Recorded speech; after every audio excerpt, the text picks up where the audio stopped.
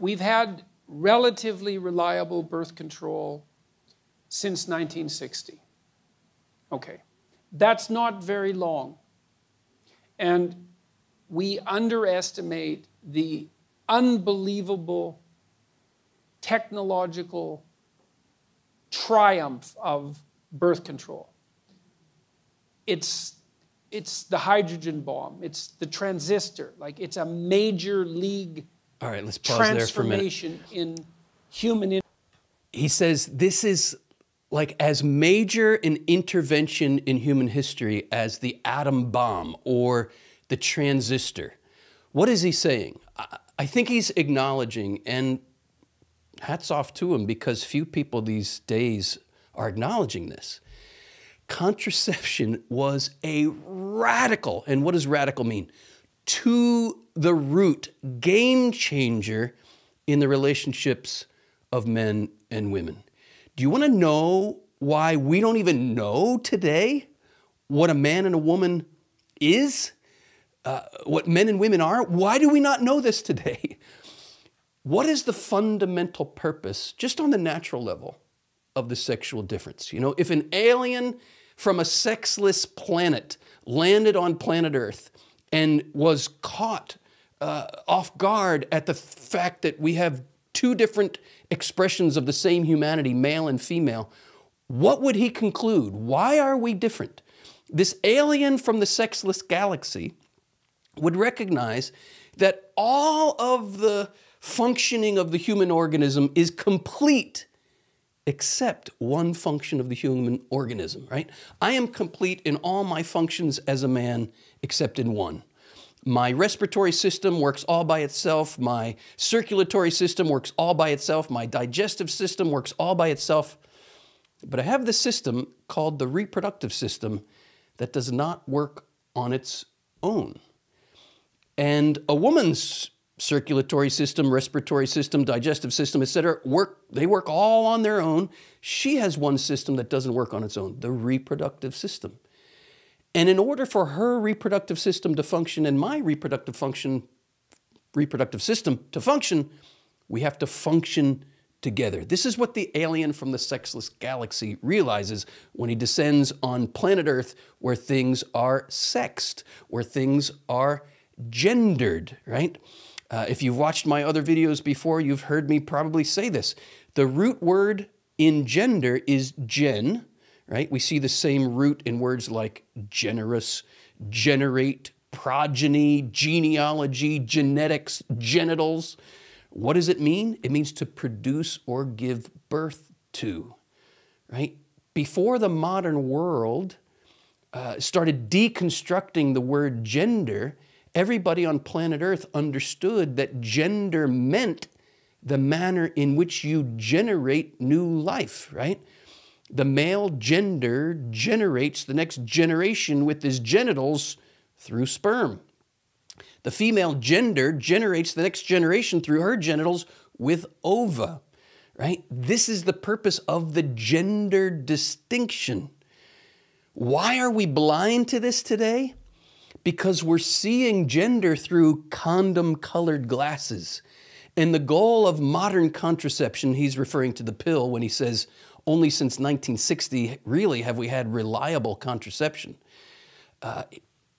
Through this lens, the meaning of gender gets erased because contraception is a direct frontal attack on the very meaning of gender as the manner in which your genitals generate new life.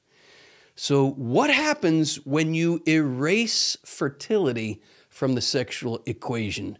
Jordan Peterson's going to keep pressing into this. Let's go back to the video. Women are now free from involuntary reproduction. That's never been the case in the entire history of the planet. Okay, we don't know... Wait, sorry to interrupt again so quickly, but I need to comment on this. The idea that with contraception, women are finally free from involuntary reproduction.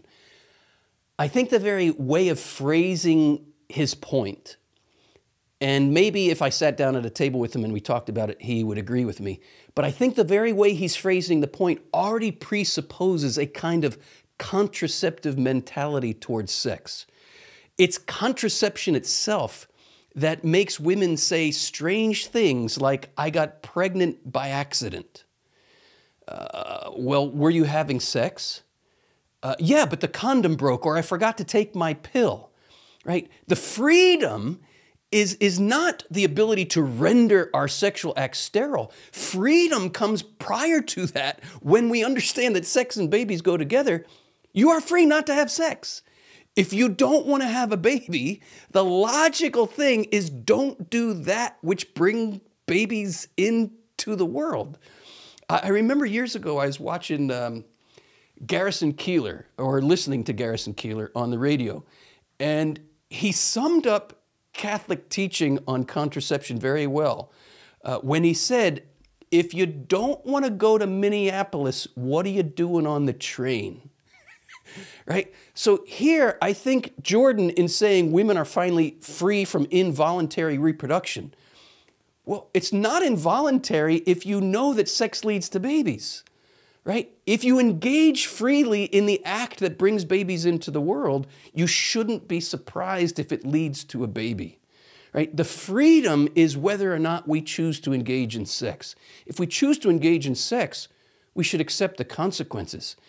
Contraception is kind of like bulimia, right? We want to eat the food. The bulimic wants to eat the food, but then gags to vomit up so there's no result from the food.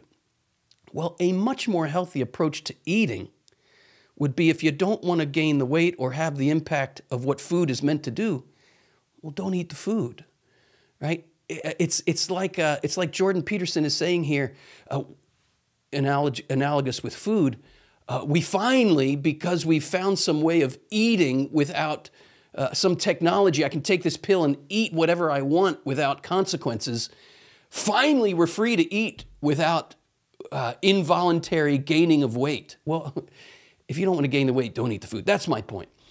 And I think maybe Jordan would agree with me if we pressed into it, but let's go back to the video. Women are now free from involuntary reproduction. That's never been the case in the entire history of the planet. Okay, we don't know exactly what to do about that. Okay, so the first idea in the 60s was, hell, let's party. And you know, you could see why. It's like what the rules for not engaging in promiscuous sexual intercourse seemed to have vanished. So we had a couple of decades of experimentation. It's like, well, how'd that go? All right, I want to pause there for a minute. Little hard on the fan. I think he's making a very compelling point here, that as soon as you remove fertility from the sexual equation, there are no more rules. Well, what does that tell us? Fertility itself is the built-in bodily compass that orients sexual activity towards marriage and the family, right? The basic principle that wise men and women have understood throughout all of human history, and certainly not just Catholics and not just Christians, is this: marriage, sex, and babies go together, and in that order, right?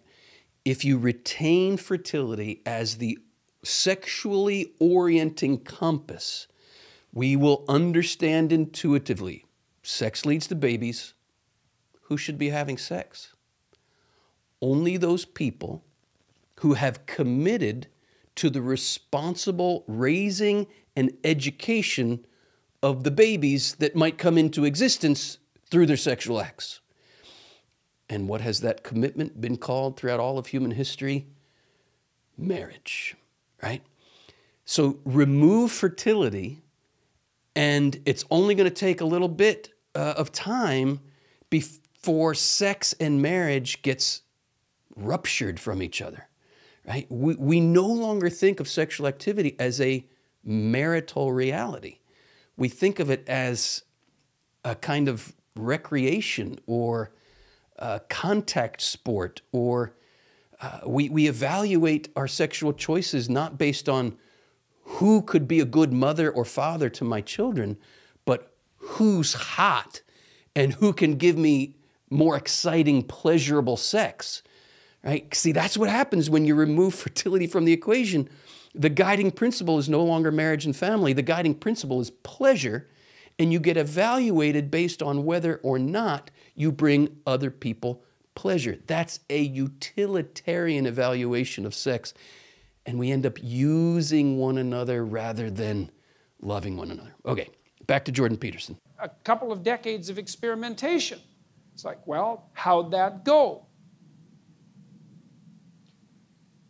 Little hard on the family, I would say. That's an understatement. That's not so good for kids. AIDS, that wasn't a plus. Could have killed us all.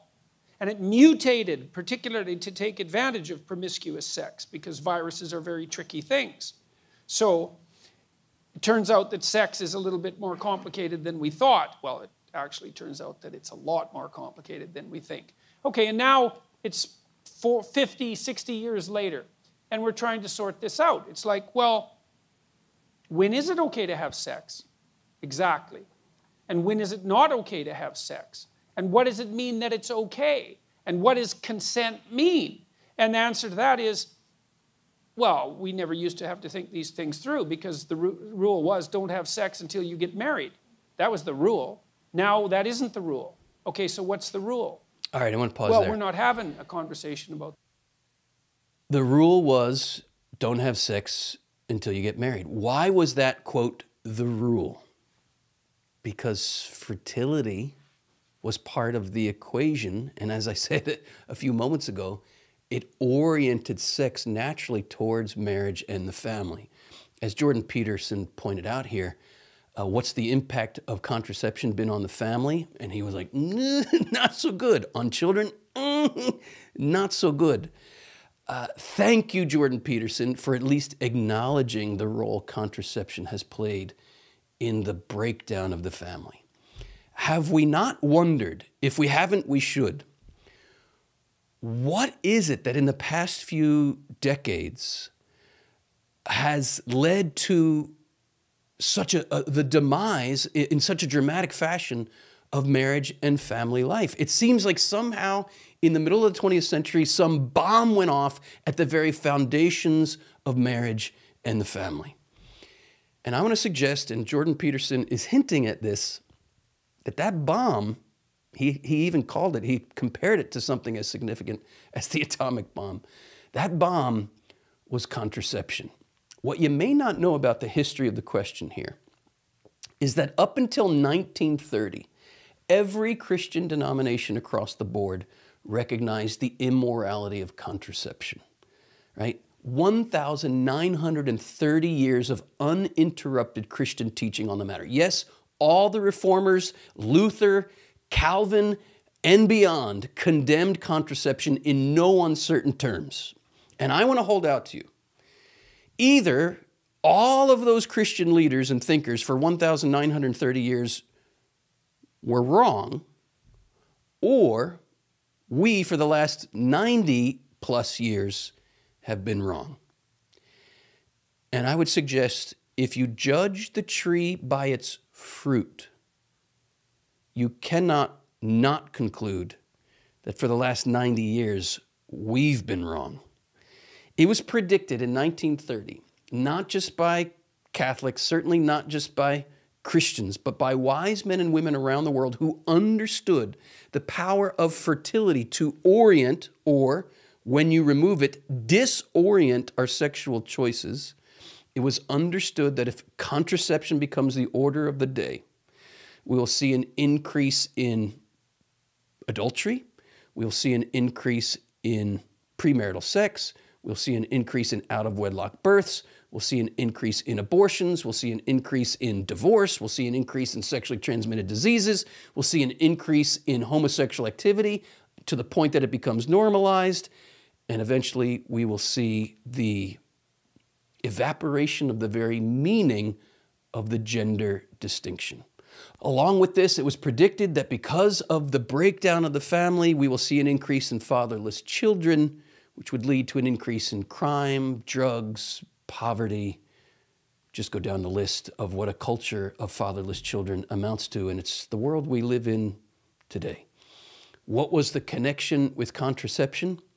Now, of course, things are much more complex than what I'm about to outline, but I'll show you the guiding thread here, and once you see the inner logic, you can't deny it, right? People throughout human history have been tempted to commit adultery, nothing new. But what throughout human history has been the main deterrent from committing adultery? The fear of an unwanted pregnancy. Take that deterrent away with contraception, and what's going to happen to rates of adultery? They will go up. What's one of the main causes of divorce? Adultery. Apply the same logic to premarital sex. There's nothing new under the sun. There's always been a temptation to it, but we've never seen premarital sex like we see it today, in the numbers we see it today, and that's because we haven't had contraception like we see it today. Insert contraception into the equation, rates of premarital sex are going to go up because there's no deterrent any longer, the child. And premarital sex is also a predictor of later marital struggle. Why? Because you're already demonstrating you don't understand the marital connection with sex. Not that it's inevitable, but it is a predictor because we've already ruptured in our minds sex from marriage because we've ruptured sex from babies, right? So it gets much worse than that. With huge increases in adultery and huge increases in premarital sex, we all know there's no 100% effective method of contraception. What's going to happen in a culture where there are huge increases in adultery, huge increases in premarital sex, and these men and women have already determined by the choice of using contraception that they do not want this act to result in a child. What's going to happen when contraception fails and women get pregnant and didn't want to be? The demand for the legalization of abortion is inevitable. So many people think the way you solve the abortion problem is by getting more contraception out there. Take a deeper look, my brothers and sisters. That is like throwing gasoline on a fire to try to put it out. In the end, there is one reason we have abortion, because men and women are having sex who are not open to the beautiful fruit of that act. Nation after nation that has embraced contraception, abortion has not decreased, it has spiked and been legalized. This is the world we live in right now. The way the culture views sex through condom-colored glasses inevitably means that you are going to be treated as dispensable, replaceable, and repeatable. Toasters are dispensable. You use it, it breaks, you throw it away. Toasters are replaceable. It breaks, you throw it away, you replace it with another one. Toasters are repeatable. There are 1 million of the very same model of toaster at the Amazon warehouse. But the human person is the kind of being that is indispensable. That's why it hurts when we get thrown away. The human being is the kind of being that is irreplaceable. That's why it hurts when we get replaced with somebody else. The human being is the kind of being that is unrepeatable. That's why it hurts when people compare us to other people, because there's no other you, there's no other me. You're incomparable, you're unrepeatable. Take another look at what the Catholic Church teaches about sex. It's an invitation to embrace this truth about your greatness and your dignity. And I think people like Jordan Peterson are having the courage to re-examine these questions and take a deeper look. I think you should too.